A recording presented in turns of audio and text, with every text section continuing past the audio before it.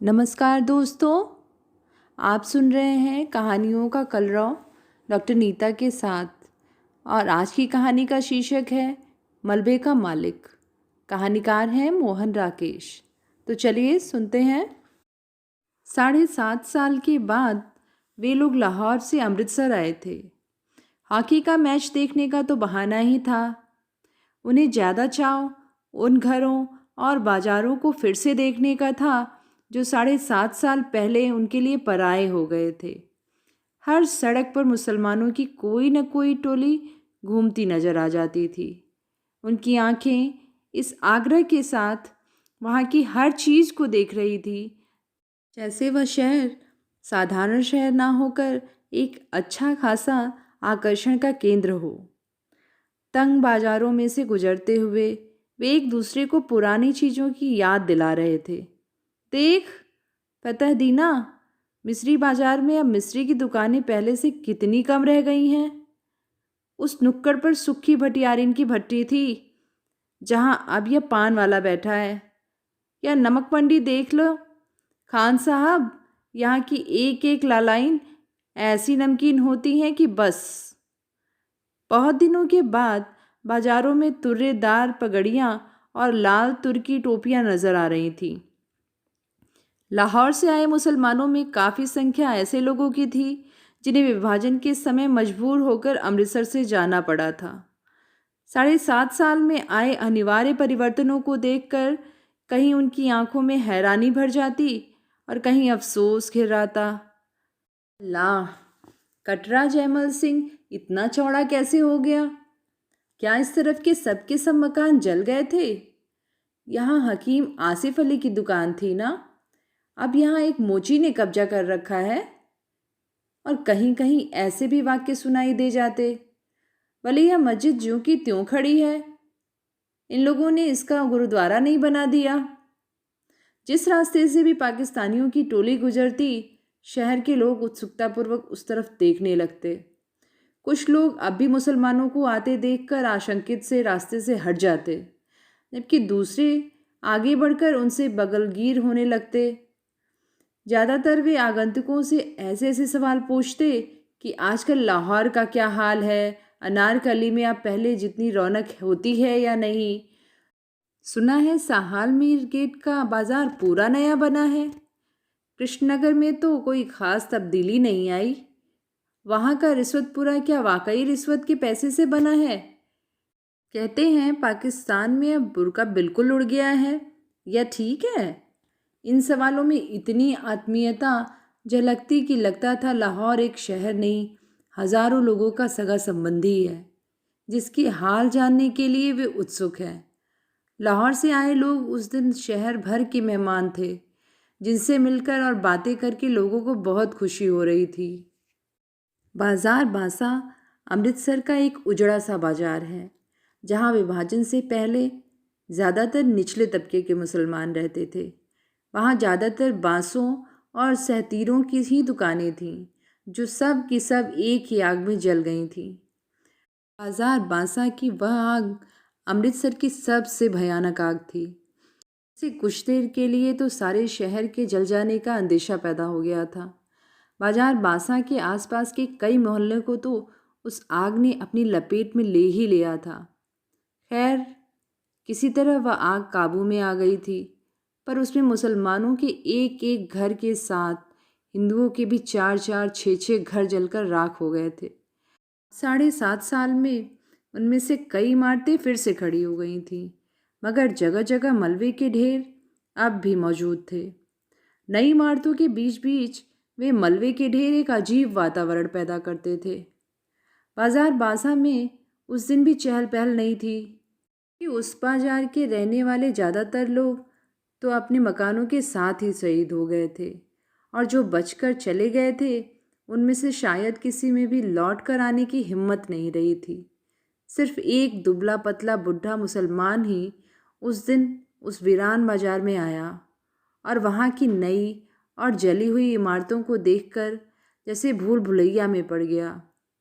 बाईं तरफ जाने वाली गली के पास पहुंचकर उसके पैर अंदर मुड़ने को हुए, मगर फिर वह हिचकिचाकर वहाँ बाहर ही खड़ा रह गया, जैसे उसे विश्वास नहीं हुआ कि वह वही गली है जिसमें वह जाना चाहता है।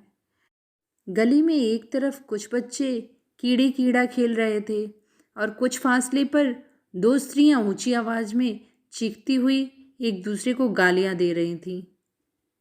सब कुछ बदल गया, मगर बोलियां नहीं बदली। बुढ़े मुसलमान ने धीमे स्वर में अपने से कहा और छड़ी का सहारा लिए खड़ा रहा। उसके घुटने पाजामे से बाहर को निकल रहे थे। घुटनों से थोड़ा ऊपर शेरवानी में 3-4 पैबंद लगे थे। गली से एक बच्चा रोता हुआ बाहर आ रहा था। उसने उसे पुचकारा, इधर आ बेटे, आ, तुझे चिज्जी देंगे, आ। और वह अपनी जेब में हाथ डालकर उसे देने के लिए कुछ चीज़ ढूंढने लगा। बच्चा एक क्षण के लिए चुप कर गया, लेकिन फिर उसी तरह होठ बिसुक कर रोने लगा। एक 16-17 साल की लड़की गली के अंदर से दौड़ती हुई आई और बच्चे को बाह में पकड़कर गली में ले गई। बच्चा रोने के साथ साथ अब अपनी बाह छुड़ाने के लिए मचलने लगा। लड़की ने उसे अपनी बाहों में उठाकर साथ सटा लिया और उसका मुंह चूमती हुई बोली, चुप कर कसम खाने, रोएगा तो वह मुसलमान तुझे पकड़ कर ले जाएगा। कह रही हूं ना, चुप कर। बुढ़े मुसलमान ने बच्चे को देने के लिए जो पैसा निकाला था वह उसने वापस जेब में रख लिया। सिर से टोपी उतारकर वहां थोड़ा खुजलाया और टोपी अपनी बगल में दबा ली। उसका गला खुश्क हो रहा था और घुटने थोड़ा कांप रहे थे। उसने गली के बाहर की एक दुकान के तख्ते पर सहारा ले लिया और टोपी फिर से सिर पर लगा ली। गली के सामने जहाँ पहले ऊंचे ऊंचे सहतीर रखे जाते थे, वहाँ अब एक तिमंजिला मकान खड़ा था। सामने बिजली के तार पर दो मोटी मोटी चीलें बिल्कुल जड़ सी बैठी थी। बिजली के खंभे के पास थोड़ी धूप थी। वह कई पल धूप में उठते जर्रों को देखता रहा, फिर उसके मुंह से निकला, या मालिक। एक नवयुवक चाबियों का गुच्छा घुमाता गली की तरफ आया। बुढ़े को वहां खड़े देखकर उसने पूछा, कहिए मियाँ जी, यहाँ किस लिए खड़े हैं? बुढ़े मुसलमान को छाती और बाहों में हल्की सी कपकपी महसूस हुई। उसने होठों पर जबान फेरी, नवयुवक को ध्यान से देखते हुए कहा, बेटे, तेरा नाम मनौरी है ना? नवयुवक ने चाबियों के गुच्छे को हिलाना बंद करके अपनी मुट्ठी में ले लिया और कुछ आश्चर्य के साथ पूछा, आपको मेरा नाम कैसे मालूम है? 7.5 साल पहले तो इतना सा था, कहकर बुढ़ी ने मुस्कुराने की कोशिश की। आप आज पाकिस्तान से आए हैं? हाँ, पहले हम इसी गली में रहते थे, बुढ़े ने कहा। मेरा लड़का चिरागुद्दीन तुम लोगों का दर्जी था। तकसीम से 6 महीने पहले हम लोगों ने यहाँ अपना नया मकान बनवाया था। ओ गनी मियाँ, मनौरी ने पहचान कर कहा। हाँ बेटे, मैं तुम लोगों का गनी मियाँ हूँ। चिराग और उसके बीवी बच्चे तो अब मुझे मिल नहीं सकते, मगर मैंने सोचा कि एक बार मकान की ही सूरत देख लूँ। बुढ़े ने टोपी उतारकर सिर पर हाथ फेरा और अपने आंसुओं को बहने से रोक लिया। तुम तो शायद काफ़ी पहले यहाँ से चले गए थे, मनोरी के स्वर में संवेदना भर आई। हाँ बेटे, वह मेरी बदबख्ती थी कि मैं अकेला पहले निकलकर चला गया था। यहाँ रहता तो उनके साथ मैं भी। कहते हुए उसे एहसास हो आया कि वह यह बात उसे नहीं करनी चाहिए। उसने बात को मुंह में रोक लिया, पर आंखों में आए आंसुओं को नीचे बह जाने दिया। छोड़ो गनी मियाँ, अब उन बातों को सोचने में क्या रखा है। मनौरी ने गनी की बाह अपने हाथ में ले ली। चलो, तुम्हें तुम्हारा घर दिखा दूँ। गली में खबर इस तरह फैली कि गली के बाहर एक मुसलमान खड़ा है जो रामदासी के लड़के को उठाने जा रहा था। उसकी बहन वक्त पर उसे पकड़ लाई, नहीं तो वह मुसलमान उसे ले गया होता। यह खबर मिलते ही जो स्त्रियां गली में पीढ़े बिछाकर बैठी थीं, वे पीढ़े उठाकर घरों के अंदर चली गईं। गली में खेलते बच्चों को भी उन्होंने पुकार पुकार कर घरों के अंदर बुला लिया। मनौरी गनी को लेकर गली में दाखिल हुआ। तो गली में सिर्फ एक फेरी वाला रह गया था। क्या रखा पहलवान जो कुएं पर उगे पीपल के नीचे बिखर कर सोया था। हाँ, घरों की खिड़कियों में से और किवाड़ों के पीछे से कई चेहरे गली में झांक रहे थे। नोरी के साथ गनी को आते देखकर उनमें हल्की सी चहमगोइयाँ शुरू हो गई। दाढ़ी के सब बाल सफ़ेद हो जाने के बावजूद चिरागदीन के बाप अब्दुल गनी को पहचानने में लोगों को दिक्कत नहीं हुई। वह था तुम्हारा मकान। मनोरी ने दूर से एक मलबे की तरफ इशारा किया। गनी पल भर ठिठक कर फटी फटी आंखों से उस तरफ देखता रहा। चिराग और उसके बीवी बच्चों की मौत को वह काफ़ी पहले स्वीकार कर चुका था, मगर अपने नए मकान को इस शक्ल में देखकर उसे जो झुरझुरी हुई उसके लिए वह तैयार नहीं था। उसकी ज़बान पहले से और खुश्क हो गई और घुटने भी ज़्यादा कांपने लगे। यह मलबा? उसने अविश्वास के साथ पूछ लिया। मनोरी ने उसके चेहरे के बदले हुए रंग को देख लिया। उसकी बाँह को थोड़ा और सहारा देकर जड़ से स्वर में उत्तर दिया, तुम्हारा मकान उन्हीं दिनों जल गया था। गनी छड़ी के सहारे चलता हुआ किसी तरह मलबे के पास पहुंच गया। मलबे में अब मिट्टी ही मिट्टी थी, जिसमें से जहां तहां टूटी और जली हुई ईंटें बाहर झांक रही थीं। लोहे और लकड़ी का सामान उनमें से कब का निकाला जा चुका था। केवल एक जले हुए दरवाजे का चौखट ना जाने कैसे बचा रह गया था। पीछे की तरफ 2 जली हुई अलमारियां थीं, जिनकी कालिक पर अब सफ़ेदी की हल्की हल्की तह उभर आई थी। उस मलबे को पास से देखकर गनी ने कहा, यह बाकी रह गया है, यह। और उसके घुटने जैसे जवाब दे गए और वह वहीं जले हुए चौखट को पकड़कर बैठ गया। क्षण भर बाद उसका सिर भी चौखट से जा सटा और उसके मुंह से बिलखने की सी आवाज़ निकली, हाय ओए चिरागदीन। जले हुए किवाड़ का वह चौखट मलबे में से सिर निकाले 7.5 साल खड़ा तो रहा था, पर उसकी लकड़ी बुरी तरह भुरभुरा गई थी। गनी के सिर के छूने से उसके कई रेसे झड़कर आसपास बिखर गए। कुछ रेसे गनी की टोपी और बालों पर आ रहे। उन रेसों के साथ एक केचुआ भी नीचे गिरा तो गनी के पैर से 6-8 इंच दूर नाली के साथ साथ बनी ईंटों की पटरी पर इधर उधर सरसराने लगा। वह छिपने के लिए सुराख ढूंढता हुआ जरा सा सिर उठाता, पर कोई जगह न पाकर 2-1 बार सिर पटकने के बाद दूसरी तरफ मुड़ जाता। खिड़कियों से झांकने वाले चेहरों की संख्या अब पहले से कहीं ज़्यादा हो गई थी।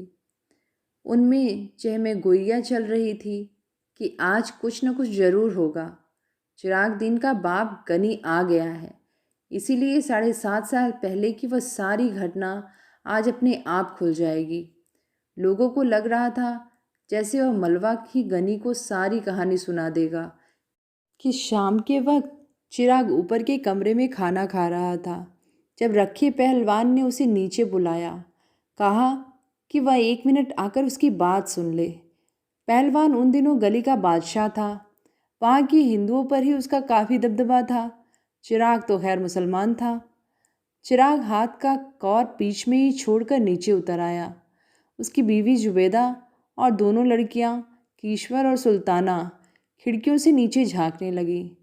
चिराग ने ड्योढ़ी से बाहर कदम रखा ही था कि पहलवान ने उसे कमीज के कॉलर से पकड़कर अपनी तरफ खींच लिया और गली में गिराकर उसकी छाती पर चढ़ गया।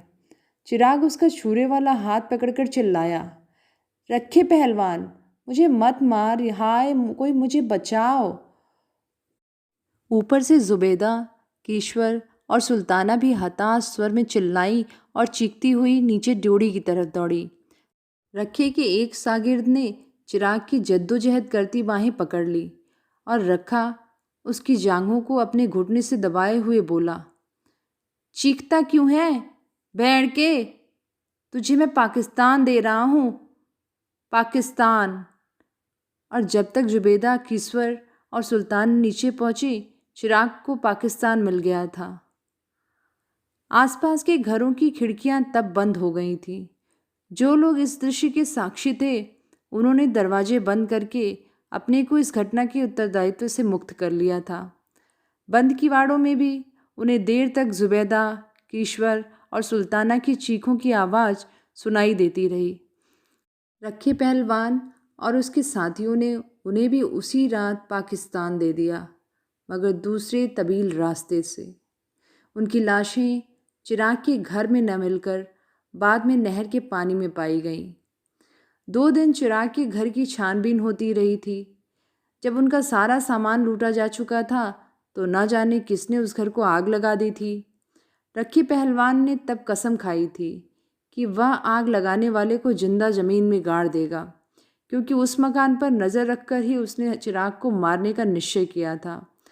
उसने उस मकान को शुद्ध करने के लिए हवन सामग्री भी ला रखी थी, मगर आग लगाने वालों का तब से आज तक पता ही न चल सका। अब 7.5 साल से रखा उस मलबे को अपनी जायदाद समझ रहा था, जहाँ वह न किसी को गाय भैंस बांधने देता था और न ही खुमचा लगाने देता था। उस मलबे से बिना उसकी इजाज़त के कोई एक ईंट भी नहीं निकाल सकता था। लोग आशा कर रहे थे कि वह सारी कहानी ज़रूर किसी न किसी तरह गनी तक पहुंच जाएगी, जैसे मलबे को देखकर ही उसे सारी घटना का पता चल जाएगा। और गनी मलबे की मिट्टी को नाखूनों से खोद खोद कर अपने ऊपर डाल रहा था और दरवाजे की चौखट को बाह में लिए हुए रो रहा था। बोल चिराग दीना, बोल, तू कहाँ चला गया ओए? ओ ईश्वर, ओ सुल्ताना, हाय मेरे बच्चे, ओए गनी को पीछे क्यों छोड़ दिया ओए? और भुरभुरी किवाड़ से लकड़ी के रेसे झड़ते जा रहे थे। पीपल के नीचे सोए रखे पहलवान को जाने किसी ने जगा दिया, या वह खुद ही जाग गया।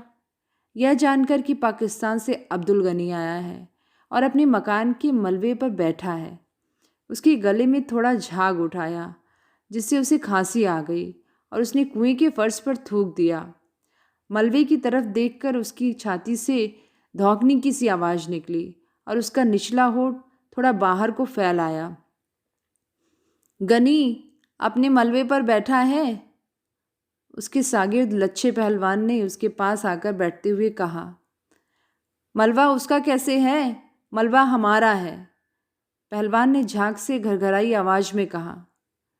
मगर वह वहाँ बैठा है, लच्छे ने आंखों में एक रहस्यमय संकेत लाकर कहा। बैठा है, बैठा रहे, तू चीलम ला। रखे की टांगें थोड़ी फैल गईं और उसने अपनी नंगी जांघों पर हाथ फेर लिया। मनोरी ने अगर उसे कुछ बता दिया तो? लच्छे ने चीलम भरने के लिए उठते हुए उसी रहस्यपूर्ण ढंग से कहा। मनोरी की क्या शामत आई है?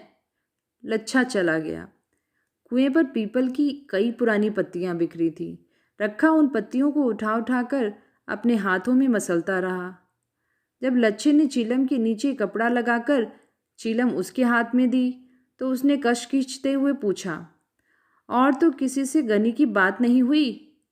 नहीं। ले, और उसने खांसते हुए चिलम लच्छे के हाथ में दे दी। मनोरी गनी की बाह पकड़े मलबे की तरफ से आ रहा था। लच्छा उकड़ू होकर चिलम के लंबे लंबे कश खींचते लगा। उसकी आंखें आधा क्षण रखे के चेहरे पर टिकती और आधा क्षण गनी की तरफ लगी रहती। मनोरी गनी की बाह थामे उससे एक कदम आगे चल रहा था, जैसे उसकी कोशिश हो कि गनी कुएं के पास से बिना रखे को देखे ही निकल जाए। मगर रखा जिस तरह बिखर कर बैठा था, उससे गनी ने उसे दूर से ही देख लिया। कुएं के पास पहुंचते न पहुंचते उसकी दोनों बाहें फैल गईं और उसने कहा, रखे पहलवान। रखे ने गर्दन उठाकर और आंखें जरा छोटी करके उसे देखा। उसके गले से आसपास सी घरघराहट हुई, पर वह बोला नहीं। रखे पहलवान, मुझे पहचाना नहीं? गनी ने बाहें नीची करके कहा। मैं गनी हूँ, अब्दुल गनी, चिराग दीन का बाप। पहलवान ने ऊपर से नीचे तक उसका जायजा लिया। अब्दुल गनी की आंखों में उसे देखकर एक चमक सी आ गई थी। सफ़ेद दाढ़ी के नीचे उसके चेहरे की झुर्रियाँ भी कुछ फैल गई थीं। रखे का निचला होठ फड़का, फिर उसकी छाती से भारी सा स्वर निकला, सुना गनिया? गनी की बाहें फिर फैलने को हुई, पर पहलवान पर कोई प्रतिक्रिया न देखकर उसी तरह रह गईं। वह पीपल का सहारा लेकर कुएं की सिल पर बैठ गया। ऊपर खिड़कियों में चहमें गोइयां तेज हो गई थीं। अब दोनों आमने सामने आ गए हैं तो बात जरूर खुलेगी। फिर हो सकता है दोनों में गाली गलौज भी हो। अब रखा गनी को हाथ नहीं लगा सकता। अब वे दिन नहीं रहे। बड़ा मलबे का मालिक बनता था। असल में मलबा न इसका है न गनी का। मलबा तो सरकार की मलकियत है। मरद किसी को यहाँ गांव का खूंटा तक नहीं लगाने देता। नौरी भी डरपोक है। इसने गनी को बता क्यों नहीं दिया कि रखे ने ही चिराग और उसकी बीवी बच्चों को मारा है। रखा आदमी नहीं सांड है। दिन भर सांड की तरह गली में घूमता है। गनी बेचारा कितना दुबला हो गया है। दाढ़ी के सारे बाल सफ़ेद हो गए हैं। गनी ने कुएं की सील पर बैठकर कहा, देख रखे पहलवान, क्या से क्या हो गया है। भरा पूरा घर छोड़कर गया था और आज यहाँ एक मिट्टी देखने आया हूँ।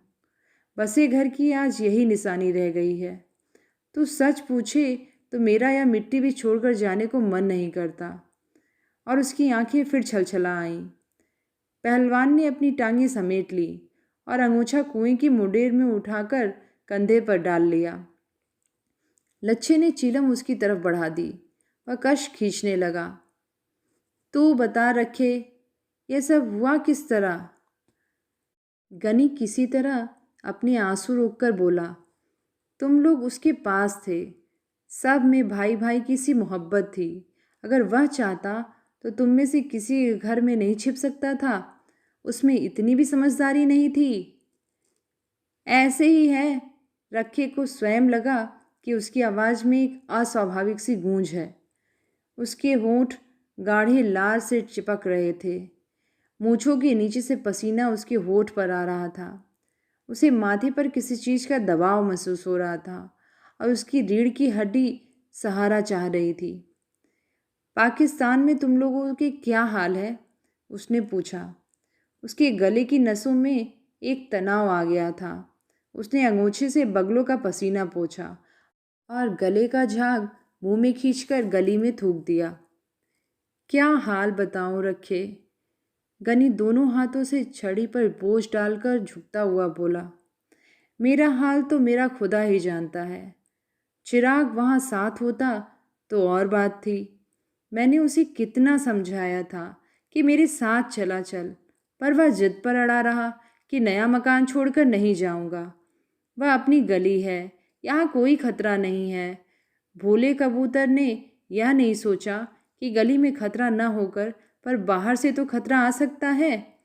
मकान की रखवाली के लिए चारों ने अपनी जान दे दी। रखे, उसे तेरा बहुत भरोसा था। कहता था रखे के रहते मेरा कोई कुछ नहीं बिगाड़ सकता। मगर जब जान पर बन आई तो रखे के रोके भी न रुकी। रखे ने सीधा होने की चेष्टा की क्योंकि उसकी रीढ़ की हड्डी बहुत दर्द कर रही थी। अपनी कमर और जांघों के जोड़ पर उसे सख्त दबाव महसूस हुआ। पेट की तड़ियों के पास से जैसे कोई चीज़ उसकी सांस को रोक रही थी। उसका सारा जिस्म पसीने से भीग गया था और उसके तलवों में चुनचुनाहट हो रही थी। बीच बीच में नीली फुलझड़ियाँ सी ऊपर से उतरती और तैरती हुई उसकी आंखों के सामने से निकल जाती। उसे अपनी जबान और होठों के बीच एक फासला सा महसूस हो रहा था। उसने अंगूछे से होठों के कोनों को साफ किया। साथ ही उसके मुंह से निकला, हे प्रभु, तू ही है, तू ही है, तू ही है। गनी ने देखा कि पहलवान के होठ सूख रहे हैं और उसकी आंखों के गिर्द दायरे गहरे हो गए हैं। वह उसके कंधे पर हाथ रख के बोला, जो होना था हो गया रखा। उसे अब कोई लौटा थोड़े ही सकता है। खुदा नेक की नेकी बनाए रखे और बद की बदी माफ़ करे। मैंने आकर तुम लोगों को देख लिया तो समझूंगा कि चिराग को देख लिया। अल्लाह तुम्हें सेहतमंद रखे। और वह छड़ी के सहारे उठ खड़ा हुआ। चलते हुए उसने कहा, अच्छा रखे पहलवान। रखे के गले से मध्यम सी आवाज़ निकली। अंगूछा लिए हुए उसके दोनों हाथ जुड़ गए। गनी हसरत भरी नज़र से आसपास देखता हुआ धीरे धीरे गली से बाहर चला गया। ऊपर खिड़कियों में थोड़ी देर चहमेगोइयाँ चलती रहीं कि मनौरी ने गली से बाहर निकलकर ज़रूर गनी को सब कुछ बता दिया होगा। गनी के सामने रखे का तालू कैसे खुश्क हो गया था। रखा अब किस मुंह से लोगों को मलबे पर गाय बांधने से रोकेगा। बेचारी जुबैदा, कितनी अच्छी थी वह। रखे मरदूद का घर न घाट, किसी की माँ बहन का लिहाज था। थोड़ी देर में स्त्रियां घरों से गली में उतर आईं। बच्चे गली में गुल्ली डंडा खेलने लगे। 2 12-13 साल की लड़कियां किसी बात पर एक दूसरे से गुत्थम गुत्था हो गईं। रखा गहरी शाम तक कुएं पर बैठ खखारता और चिलम फूंकता रहा। कई लोगों ने वहां गुजरते हुए उससे पूछा, रखे शाह, सुना है आज गनी पाकिस्तान से आया था?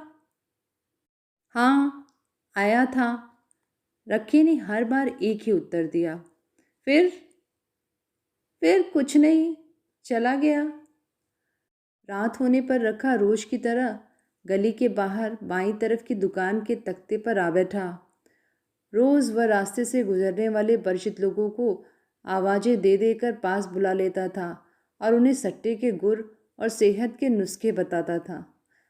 मगर उस दिन वह वहाँ बैठा लच्छे को अपनी वैष्णो देवी की उस यात्रा का वर्णन सुनाता रहा जो उसने 15 साल पहले की थी।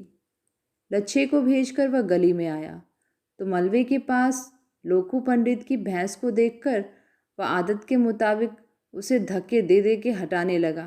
तत तत तत। भैंस को हटाकर वह सुस्ताने के लिए मलबे के चौखट पर बैठ गया। गली उस समय सुनसान थी। कमेटी की बत्ती न होने से वहाँ शाम से ही अंधेरा हो जाता था। मलबे के नीचे नाली का पानी हल्की आवाज़ करता बह रहा था। रात की खामोशी को काटती हुई कई तरह की हल्की हल्की आवाज़ें मलबे की मिट्टी में से सुनाई दे रही थी। चूं चूं, चिक चिक, किर किर, किर किर, रिर रिर, चिर चिर। एक भटका हुआ कौवा ना जाने कहाँ से उड़कर उस चौखट पर आ बैठा। उससे लकड़ी के कई रेसे इधर उधर छितरा गए। कौवे के वहाँ बैठते बैठते मलबे के एक कोने में लेटा हुआ कुत्ता गुर्राकर उठा और ज़ोर ज़ोर से भौंकने लगा। भौं भौं। कौवा कुछ देर सहमा सा चौखट पर बैठा रहा, फिर पंख फड़फड़ाते हुए कुएं के पीपल पर जा बढ़ा। कौवे के उड़ जाने पर कुत्ता और नीचे उतर आया और पहलवान की तरफ मुंह करके भौंकने लगा।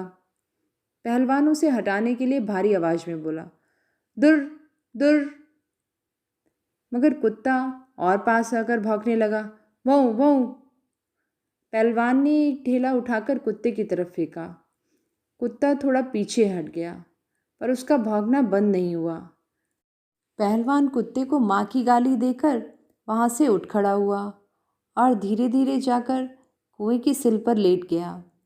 उसके वहाँ से हटते ही कुत्ता गली में उतर आया और कुएं की तरफ मुंह करके भौंकने लगा। काफ़ी देर भौंकने के बाद जब उसे गली में कोई प्राणी चलता फिरता नजर नहीं आया तो वह एक बार कान झटक मलबे पर लौट गया और वहाँ कोने में बैठकर गुर्राने लगा। तो ये थी कहानी मलबे का मालिक। कहानी आपको कैसी लगी नीचे कमेंट में लिख के ज़रूर बताइएगा। धन्यवाद।